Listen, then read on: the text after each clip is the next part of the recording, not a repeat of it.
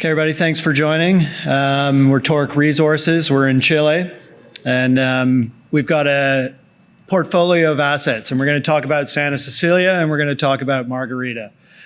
Santa Cecilia in the Maricunga Belt, surrounded by the Norte Abierto joint venture, held 50-50 with Barrick and Newmont. Big endowment, big targets, currently drilling. Margarita, down in the coastal Cordillera in the IOCG belt, just to the south of Capstone's Mantoverde mine, discovery underway. So it's a pretty good 1-2 punch to start this off. Andrea is in the incubation stage. We've got our hands plenty full with Margarita and Santa Cecilia at the moment. Just a quick word about cap structure. 134 million shares outstanding, fully diluted to 186.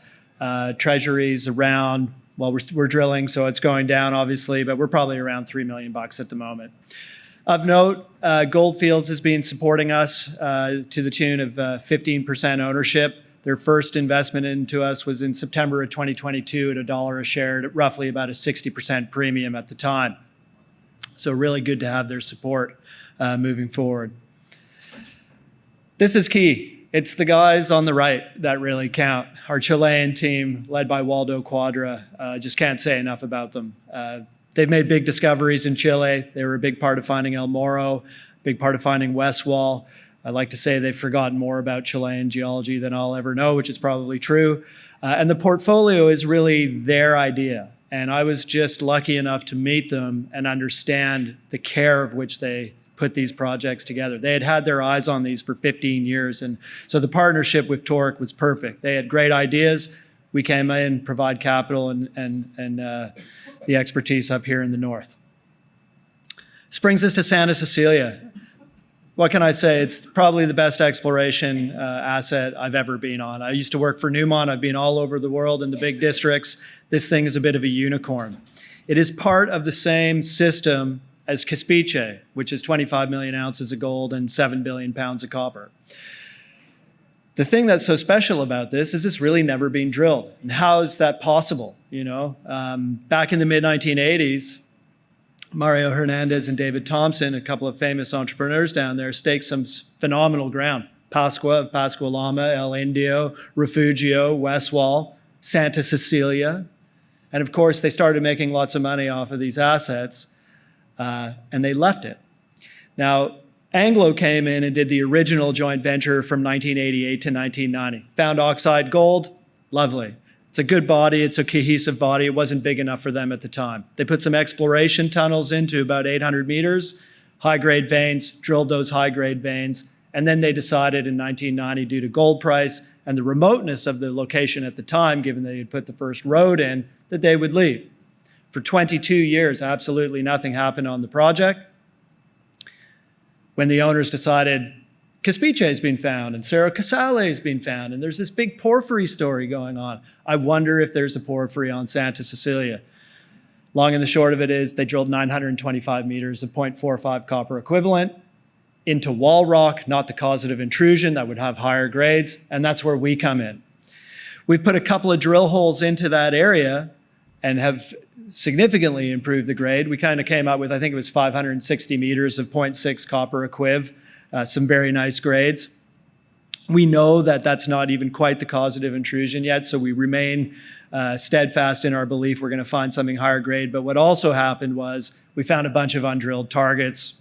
First principles, soil samples, rock samples. Now it needs the drill, and that's currently what we're doing.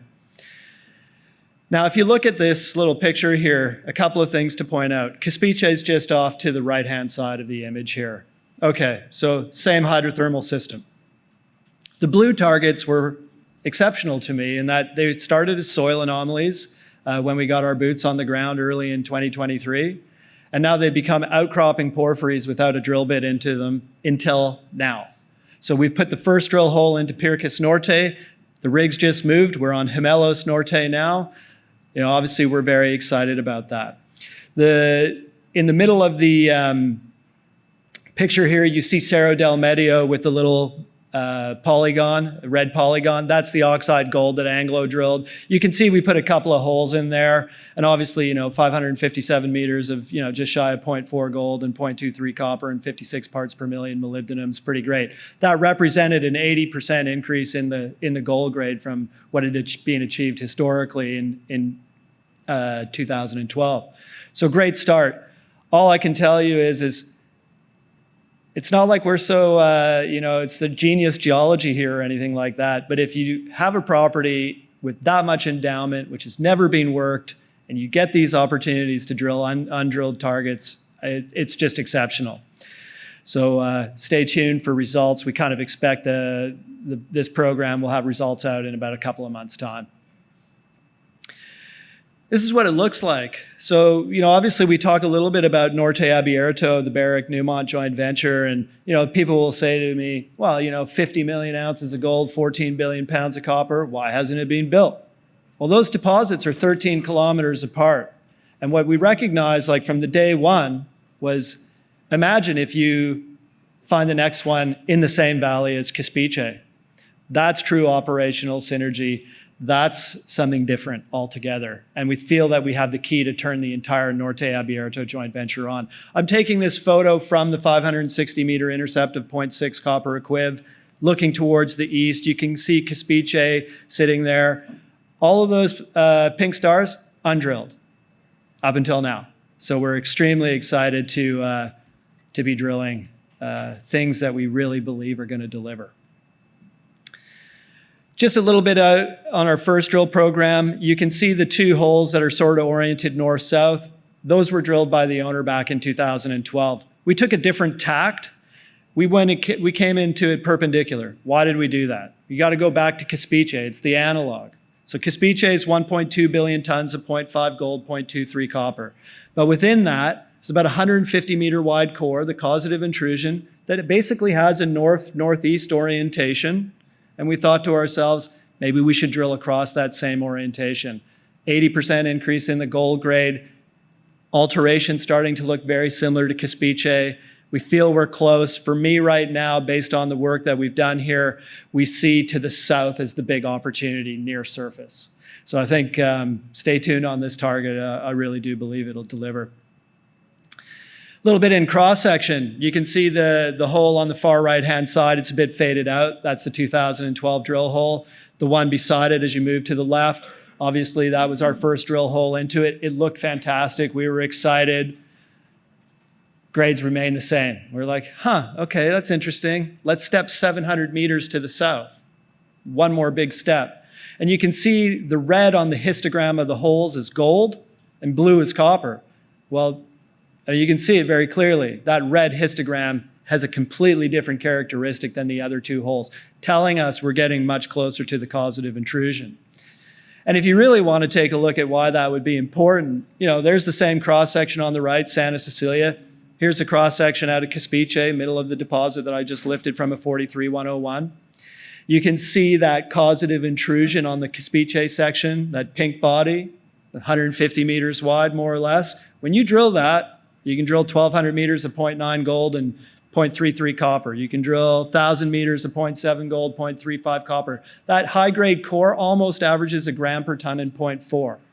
And that's why you can see on the Santa Cecilia section, we got a little cartoon. Obviously, it's a cartoon, but we're close. We're moving in that direction.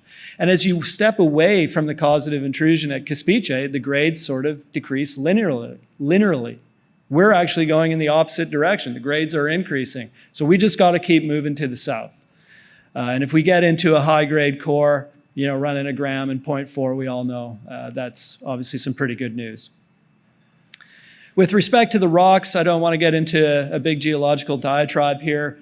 They look good. We see the same sericitic overprint on potassic alteration that you see at Caspiche in that high-grade core. It's starting to show. And what you see in the cross-section itself is a few dikes that are there, porphyry dikes. You can see that we can chase the mineralization up towards surface. I want to reiterate that this is not a deep story. We believe a lot of this should be outcropping very near surface. So, we're excited to drill back at Cerro del Medio again.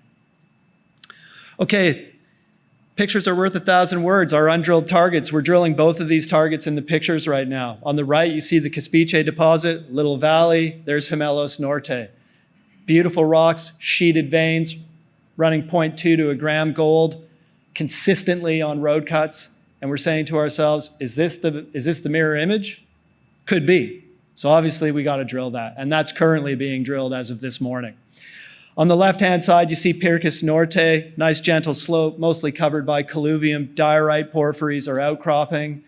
Again, we've just put our first drill hole into it, so stay tuned. I mean, obviously when you're in a position of drilling outcropping porphyries in the Andes, that's a beautiful place to be. Margarita, we've got a brand new discovery in the IOCG belt here. We're just to the north of Copiapó by 65 clicks. We're to the south of Mantoverde and Capstone, and obviously their Santo Domingo development asset. There's two discoveries that are ongoing right now. There's a sulfide discovery, copper gold, and then there's a copper oxide discovery. And they're very distinct and very different, but both are yielding very good results. The best way to describe this to you really is a bit of a busy slide here, but bear with me. In the very bottom left-hand corner, you can see this little red polygon. Okay, what is that? That was 1990s drilling by Outokumbo, 50 to 100 meters deep, lots of copper oxide. I went there with Waldo and the team. They said, well, there should be a sulfide source somewhere. I looked around, there were breccias everywhere. Let's go for it. Country entry asset. Lo and behold, we drill some holes down in that southwest corner. It doesn't pan out. We put one hole into the north. We get 90 meters basically of 0.94 gold and, or 0.9 gold and 0.9 copper from surface. It was a lovely thing to get a drill bit into.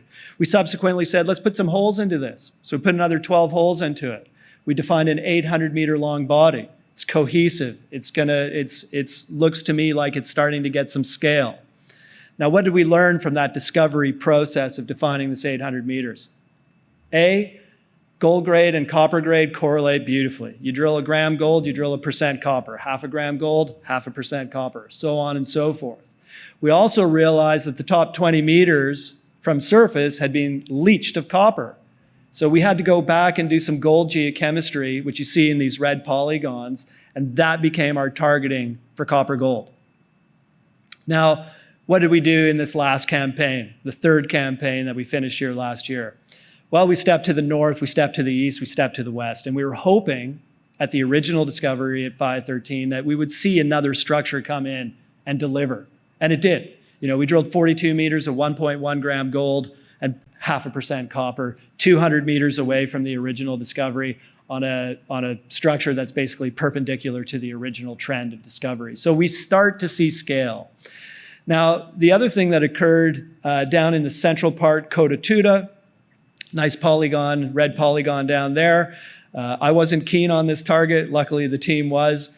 We drilled 132 meters of 0.48 copper oxide just underneath the dirt, which is beautiful. And that's got 800 meters of strike length up to the north, and we can spread that out laterally in terms of the exploration potential. So really my message on Margarita, what is it? It's starting to be something that a mid-tier is going to care about. That scale's starting to show up. So here you can just see on the left, the new call out on the drilling. You can see that cross structure coming in. Obviously, we're going to explore that for over a kilometer strike length. Pretty sure it'll deliver based on what we see so far. So that'll be a nice round of drilling to undertake. The other thing here is that we drilled that at about 200 meters vertical depth. We can chase it back up to surface. And this manto target idea, this target or contact between volcanics and intrusives that are flat lying, that thing delivers every time we go drilling. And we haven't drilled it on this structure yet. So, really looking forward to doing that. Cotatuda, the new copper oxide discovery, same thing. Green is volcanic, flat lying contact with blue intrusives underneath. All of a sudden you're into 140 meters, 0.5% copper oxide.